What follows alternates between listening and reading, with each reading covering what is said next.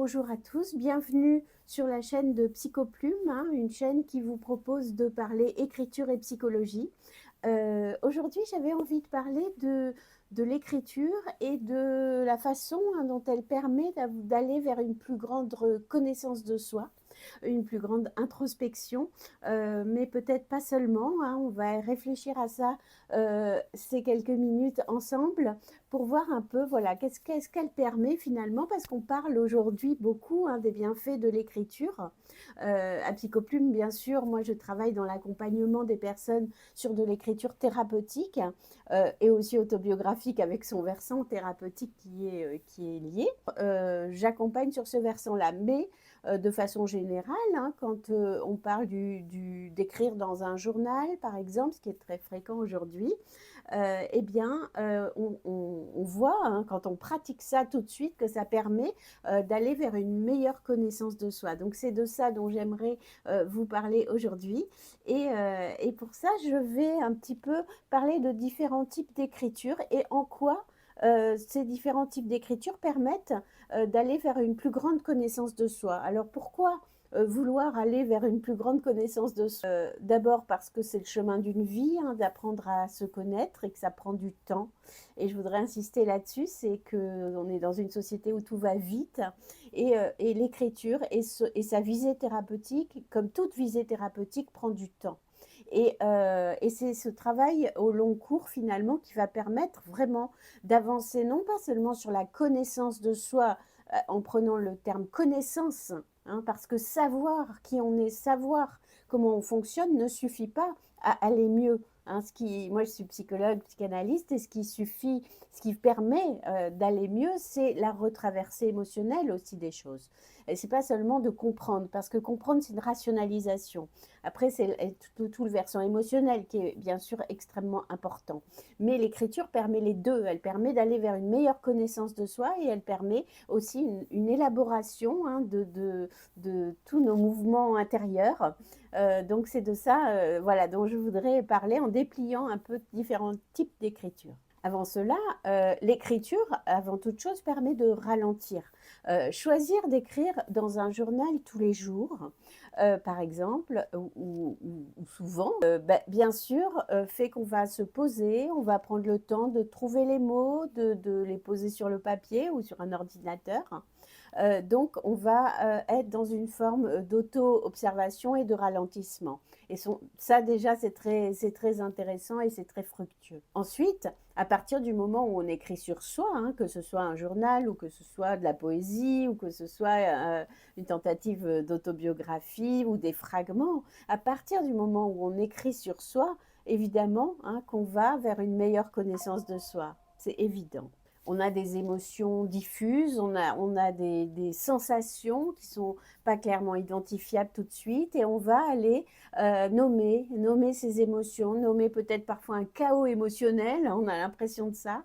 Et puis, ça va permettre de poser les choses, déjà de les exprimer et parfois de les adresser si on veut écrire par exemple des lettres. Donc, ça va permettre de faire le tri dans nos émotions parce que souvent, il y a des gens qui disent qu'ils écrivent quand ils sont débordés émotionnellement. Alors, c'est une bonne chose en soi, ça permet de poser les choses à des moments d'intensité émotionnelle, mais je crois que ce qui est vraiment fructueux, c'est d'écrire, même quand ça va bien, d'écrire régulièrement.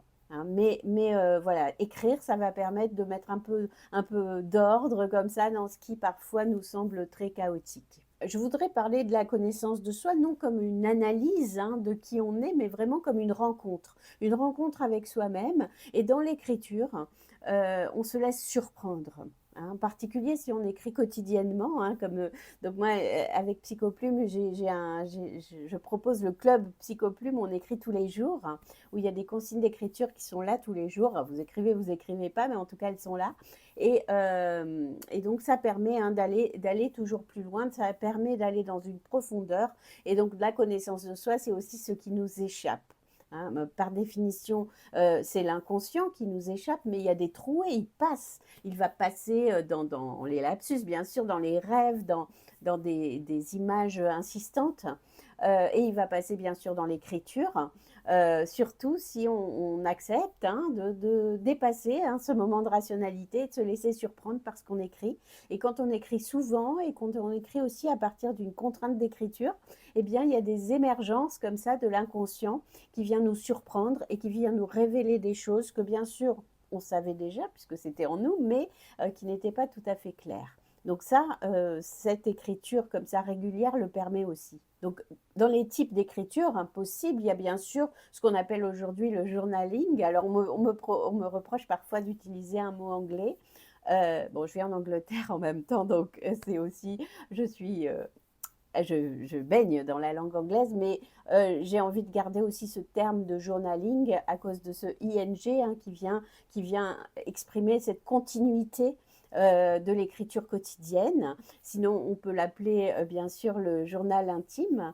Et Julia Cameron parle des pages du matin. Alors voilà, on l'appelle comme on veut. D'ailleurs, vous pouvez me dire en commentaire comment vous aimez appeler ça. Parce que c'est vrai que le mot journal intime souvent nous renvoie à l'image du journal intime qu'on peut avoir pendant l'enfance ou l'adolescence, mais finalement c'est la même chose à l'âge adulte, d'avoir un journal et d'y inscrire chaque jour ce qui nous traverse. Alors là, on peut écrire quelques lignes, on peut écrire ce qui nous vient, on peut écrire ce qu'on observe, on peut écrire ce qui nous traverse, on peut écrire ce qu'on va faire demain, peu importe. Hein, l'idée, c'est d'écrire quotidiennement, c'est d'écrire aussi pendant un certain nombre de temps. Hein, donc Julia Cameron, elle parle de 3 pages par exemple. On peut se dire j'écris 15 minutes, 20 minutes, voilà. Peu importe, l'idée c'est cette rythmicité en fait. Parce que c'est le fait d'écrire comme ça souvent, quotidiennement c'est le mieux, qui va nous permettre d'aller de plus en plus profondément dans la connaissance de nous-mêmes. Ensuite, bien sûr, il y a l'écriture autobiographique. Donc, il y a plein de personnes, hein, bien sûr, qui ont envie d'écrire leur autobiographie. Il y a des personnes qui dépassent ce seuil de l'envie pour mettre ça en pratique. Donc, j'ai ouvert, moi, une formation sur l'écriture autobiographique pour accompagner des personnes qui sentent, comme c'est un projet vraiment au long cours, hein, il s'agit d'écrire un livre, qui sentent qu'il y a besoin, comme ça, d'être soutenu, hein, donc à la fois par peut-être un programme, un parcours à suivre, mais aussi par d'autres personnes qui font la même chose. Et donc, c'est pour ça que j'ai créé Plume autobiographique et du coup, qui est un programme, voilà, que vous pouvez avoir le lien en description. Voilà, c'est ce que je remarque à travers mes accompagnements sur ce versant-là, c'est vraiment que c'est un travail sur soi profond, cette écriture autobiographique, évidemment, parce qu'on est obligé de faire le tri, bien sûr, dans ses souvenirs, de choisir ce qu'on veut dire, ce qu'on ne veut pas dire, ce qu'il n'est peut-être pas très utile de dire. On va trouver un thème, un fil rouge qui va émerger comme ça à travers tout ce qu'on a envie de raconter. Et on va se questionner beaucoup sur l'adresse aussi, à qui, pourquoi on veut écrire ce type d'écrit. Donc voilà, c'est toujours intéressant et une vraie traversée hein, introspective que cette écriture autobiographique. Et bien sûr, il y a les ateliers d'écriture. Hein. Donc, il y a beaucoup d'ateliers d'écriture créative qui existent.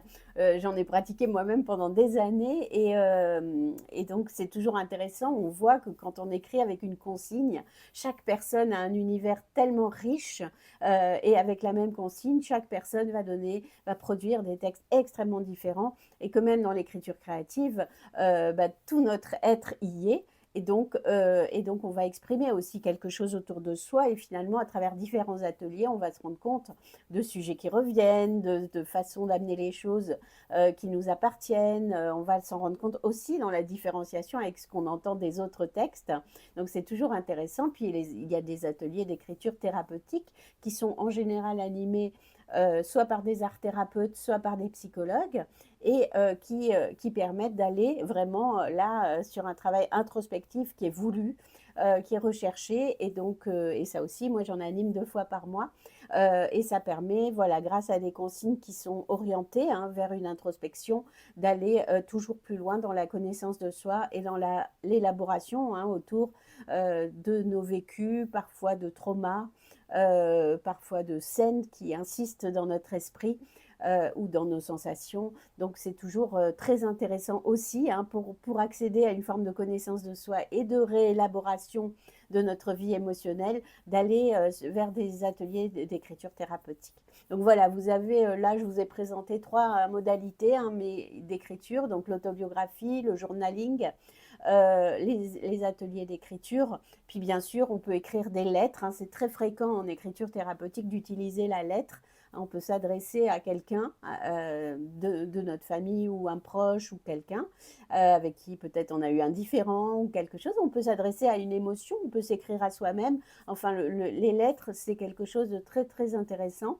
Et on peut bien sûr ne pas les envoyer, les montrer à personne. C'est ça qui est très bien aussi dans l'écriture, c'est que on est totalement dans notre propre intimité et on peut choisir de ne pas montrer nos textes. Mais simplement, ils existent, on les a écrits, on a déplié quelque chose de soi. Et donc, on peut tout à fait voilà, arriver à mieux se connaître, faire un travail introspectif et finalement une autothérapie. Moi, quand j'ai créé Psychoplume, je me suis dit, tiens, je suis en train de créer quelque chose de l'ordre d'une autothérapie, puisque dans mes articles de blog, je donne beaucoup de consignes d'écriture, et ça permet de faire un travail sur soi sans l'accompagnement de personnes. Et puis, il y a des personnes qui préfèrent être accompagnées pour aller plus loin, pour aller parfois un peu plus vite, et au cœur de choses qui peuvent être difficiles, et sans être seule avec ça.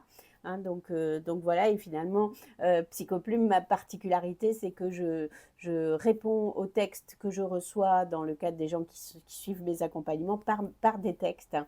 Donc je fais des retours sur les textes que je reçois par un autre texte, et comme ça, l'élaboration se fait de texte en texte. C'est vraiment ma spécificité. Donc voilà, je suis ravie de vous avoir parlé aujourd'hui de ce sujet tellement important qui rejoint l'aspect thérapeutique de l'écriture et comment la mettre en pratique.